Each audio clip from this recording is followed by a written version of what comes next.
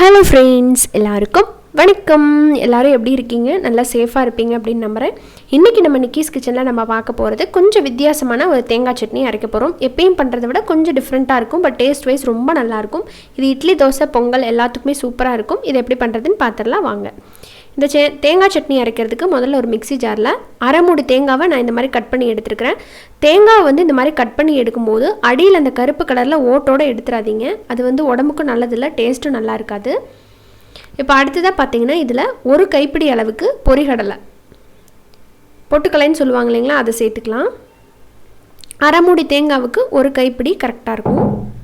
அடுத்ததாக இதோட காரத்துக்கு தகுந்த மாதிரி பச்சை மிளகா சேர்த்துக்கோங்க. நான் 3 மிளகா சேர்த்துருக்குறேன். அதோடவே கூட 2 பல்லு பூண்டு சேர்த்துக்கலாம். அப்புறமா சின்ன துண்டு இஞ்சி. சில பேர் பூண்டு சேர்த்து பண்ணுவாங்க, பூண்டு சேர்த்தாமையும் பண்ணுவாங்க, அது உங்கள் விருப்பம். அடுத்ததாக பார்த்தீங்கன்னா இதில் தேவையான அளவுக்கு உப்பு சேர்த்துக்கோங்க. நான் கல் உப்பு வந்து போட்டிருக்கிறேன். கூடவே கொஞ்சமாக கருவேப்பிலை, அப்புறமா கொஞ்சமாக வந்து மல்லி இலை சேர்த்துக்கலாம். சேர்த்துட்டு இதை கொஞ்சம் தண்ணி சேர்த்து கொஞ்சம் கொரகொரப்பான பேஸ்ட்டாக நம்ம அரைச்சி எடுத்துகிட்டு வந்துக்கலாம். எப்பயுமே தேங்காய் சட்னி ரொம்ப வலுவலுன்னு அரைக்கக்கூடாது, நல்லா இருக்காது. கொஞ்சம் கொரகொரப்பாக இருந்தது அப்படின்னா தான் டேஸ்ட் ரொம்ப நல்லாயிருக்கும்.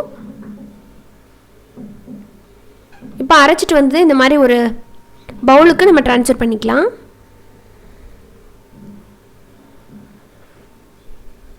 இதில் உங்களுக்கு தண்ணி தேவைன்னா கலந்து ஊற்றிக்கோங்க. கன்சிஸ்டன்சி இந்த அளவுக்கு இருக்கிற மாதிரி நான் வச்சுருக்கிறேன். பார்த்திங்கன்னா உங்களுக்கு தெரியும், கொஞ்சம் தரன்னு இருக்குது. இப்போ அடுத்ததாக இதுக்கு நம்ம தாளிப்பு கொடுக்க போகிறோம். தாளிப்பில் பார்த்திங்கன்னா கடலெண்ணெய் ஊற்றிருக்கிற 1 ஸ்பூன். எண்ணெய் சூடானதுக்கப்புறமா இதில் கடுகு சேர்த்துக்கலாம். கடுகு நல்லா பொரிஞ்சிட்ருக்கையில் உளுந்து பருப்பு சேர்த்துக்கலாம். உளுந்து லைட்டாக செவக்க ஆரம்பித்த உடனேவே இதில் ஒரு 5லேருந்து 6 போல் சின்ன வெங்காயத்தை வந்து நறுக்கி எடுத்துருக்கிறேன், அதை போட்டுக்கலாம். இந்த சின்ன வெங்காயம் தான் இதுக்கு நல்ல ஒரு டேஸ்ட் கொடுக்கறதுக்கு நம்ம புதுசாக சேர்த்துறோம். அப்புறம் பார்த்திங்கன்னா கொஞ்சம் கருவேப்பிலை, ஒரு காஞ்ச மிளகா போட்டிருக்கிறேன். இந்த சின்ன வெங்காயம் சேர்த்து இந்த தேங்காய் சட்னி செஞ்சு பாருங்கள், டேஸ்ட் ரொம்ப நல்லாயிருக்கும். இதில் வந்து சின்ன வெங்காயத்தை சில பேர் அரைச்சி கூட பண்ணுவாங்க.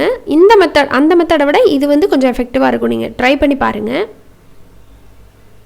நல்லா வதக்கி விட்டதுக்கப்புறம் நம்ம அந்த தாளிப்பை சட்னியில் சேர்த்துற வேண்டியதான்.